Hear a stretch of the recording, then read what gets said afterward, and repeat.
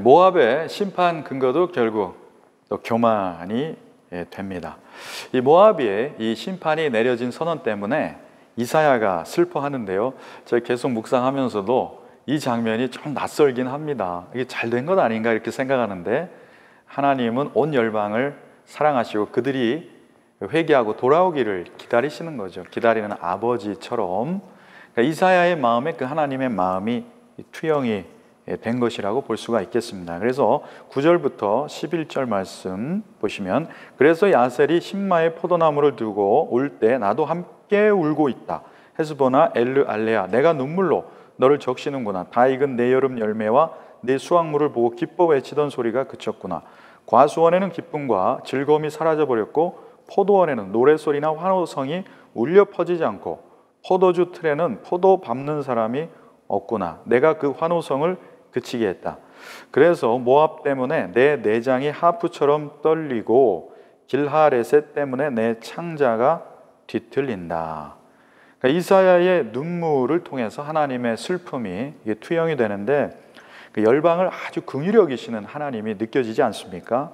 포도 밟는 소리도 없고 내장이 하프처럼 떨리고 창자가 뒤틀리고, 그러니까 열방이 심판 당할 때 이 하나님의 이 슬픔, 하나님의 긍휼, 이것을 노래하고 있습니다. 14절에 보면은 머슴으로 고용된 기한처럼 3년 안에 심판이 임한다 그랬는데, 이 3년은 꼭 이 숫자 3년이 아니라 정한 기한 때 하나님의 심판이 임한다는 뜻이 되겠습니다. 그러니까 하나님께서 말씀하시는 것은 반드시 이루시죠. 그래서 우리에게 이 계시록에 말씀들이 주어져 있는데, someday, 어느 날 하나님의 약속은 반드시 성취될 것입니다. 그래서 우리가 감정으로 신앙생활을 하는 것도 아니라 하나님의 약속 붙들고 그 약속을 믿고 나아가야 되는 거죠. 우리가 부를 찬송 무엇입니까? 이 눈에 아무 증거 아니 배어도 믿음만을 가지고서 이 말씀 붙들고 늘 전진하는 삶을 살아야 되겠습니다. 이제 아람을 향한 심판 예언입니다. 5번째 예언이 되겠습니다. 이 아람, 이게 시리아죠. 이 아람의 수도가 이 다메섹입니다. 이 다메섹의 완전한 패망에 대해서 이렇게 말씀하십니다. 17장 1절에서 3절 말씀. 다메섹에 내려진 판결이다. 보라, 다메섹은 이제 성읍이 아니라 폐허더미가 될 것이다. 아로엘의 성읍들은 버려져서 양떼가 지나가다가 몸을 뉘어도 아무도 그들을 놀라게 하는 사람이 없을 것이다. 에브라임은 요새가 사라지고 다메섹은 주권을 잃어버리고 아람의 남은 사람들은 이스라엘 자손의 영광처럼 사라질 것이다. 만군의 여호와의 말씀이다. 이 다메섹은 아람의 수도입니다.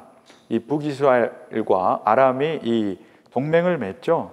이 잘못된 동맹을 맺어가지고 주전 734년부터 732년까지 3년간 아람과 이 에브라임, 북이스라엘이 남유다를 에워싸고 반아수르 전선에 참여하자고 그랬는데 남유다가 거절하니까 남유다를 공격하게 됩니다. 이로 인해서 아수르의 분노를 사죠. 그래서 주전 732년에 아람이 아수르에 멸망당하고 북이스라엘로 주전 722년에 아수르에 의해서 멸망당하게 되는 것입니다. 북이스라엘을 향한 심판 이 경고와 아수르의 멸망 예언이 나오고 있는데요.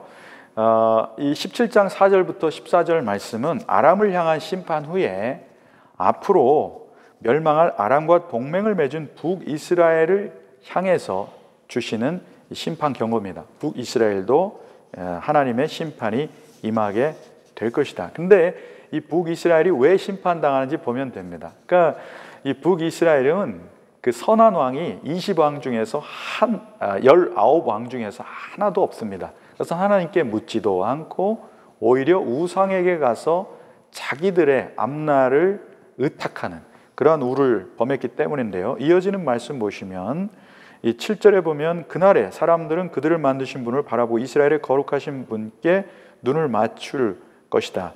자기들이 손으로 만든 제단은 바라보지 않고 자기 손가락으로 만든 아세라 상이나 태양 기둥은 쳐다보지 않을 것이다. 그러니까 심판의 날에는 회복될 것인데 그 전까지 하나님 보지도 않았고 우상만 섬겼다는 것입니다. 얼마나 이 북이스라엘이 우상 숭배가 극심했는지 직접 우상을 만들었다는 거예요. 우상 공장을 통해서 생산해 냈다는 겁니다. 단과 베델의 금송아지, 아세라상, 태양, 신, 우상 숭배들 이런 것들을 계속했는데 이제는 그러한 것들을 버리게 될 것이다. 그러니까 북이스라엘이 멸망당하기 직전에 선지자들이 얼마나 많은 이 심판 경고의 예언을 했겠습니까? 그때 가장 극렬하게 우상 숭배가 자행되었던 것입니다.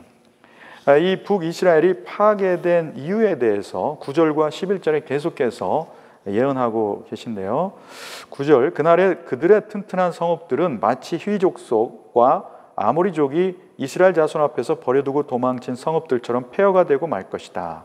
그렇다 너는 너를 구원하시는 하나님을 잊어버리고 내 피할 바위를 기억하지 않았다. 그러므로 내가 가장 좋은 묘목을 심고 포도가지를 수입해서 심어서 심은 그날로 정성을 들여 울타리를 치고 다음 날 아침에 싹이 트게 해도 병이 들고 시들어버리는 날에 추수할 것은 아무것도 없을 것이고 그때 내 고통은 고칠 수도 없을 것이다. 하나님 잊어버리면 열매 없는 삶, 황폐한 삶이라는 것을 거듭 경고하고 계십니다. 하나님을 잘 기억하는 방법 무엇입니까? 여러분처럼 이렇게 이사야 말씀 공부 열심히 하는 거죠. 일평생 동안 주님 나라 갈 때까지 끊이지 않고 부단히 성경 공부하시면 그 말씀 잊어버릴 리가 없겠습니다. 12절부터 14절까지는 아수르 심판이 주는 메시지에 대해서 나오고 있는데요. 12절 14절 많은 민족들이 내지르는 소리가 날뛰는 바다의 파도 소리와 같고 많은 백성들이 떠드는 고함 소리가 거대한 물결이 밀어닥치는 소리와 같구나. 비록 많은 사람들이 굽이치는 물결처럼 으르렁거려도 하나님께서 그들을 꾸짖으시면 그들은 바람에 날려가는 산 위의 겨와 같이 폭풍에 휘말려 굴러가는 티끌과 같이 멀리 멀리 쫓겨 도망칠 것이다. 저녁에 밀려왔던 엄청난 공포가 아침이 오기 전에 이미 가고 없을 것이다. 이것이 우리를 약탈한 사람들의 몫이고 우리를 노약한 사람들의 운명이다. 아수르를 향한 심판이 예시되어 있는데 아수르 심판은 강대국을 의지하지 말고 오직 하나님만을 의지하라는 그러한 예언의 메시지가 되겠습니다. 이사야의 주제죠. 오직 구원의 길은 인생 의지하지 말고 하나님만 의지하는 것. 그것이 구원의 길이요 살 길임을 거듭 강조하고 계십니다. 하나님께서 열방 중에서 초강대국들을 심판하는 걸 보면서 어떤 교훈을 얻을 수 있습니까? 하나님이 세계 역사를 주관하시는 주권자시라는 겁니다. 열방을 통치하시는 통치자이십니다. 그리고 하나님께서 이스라엘 백성들의 죄를 이렇게 징계하시는 이유는 그들의 파멸이 목적이 아니라 돌이키게 하는 것이 목적이고 회복이 목적이 되겠습니다. 이런 메시지가 이 선지서에 담겨 있는 것입니다. 이제 6번째 예언이 나오는데요. 구스, 에티오피아를 향한 권면과 위로의 말씀이 나오고 있습니다. 주전 715년에 애굽을 에티오피아가 점령을 합니다. 애굽을 점령하고 있던 이 에티오피아가 국가적 위기의식을 느껴가지고 남유다에 동맹을 맺자고 사신을 파견하고 있는데요. 동맹을 맺으면 안 되겠죠. 여기에 보면은 이 2절과 7절에 에티오피아 사람들의 특성에 대해서 나오고 있습니다. 그들은 물에 파피루스 배들을 띄우고 강으로 특사를 보내는구나. 가라 민첩한 특사들아 키가 크고 매끈한 피부를 가진 민족. 2절에 나오죠. 7절에도 키가 크고 매끈한 피부를 가진 민족. 멀리서도 사람들이 무서워하는 백성.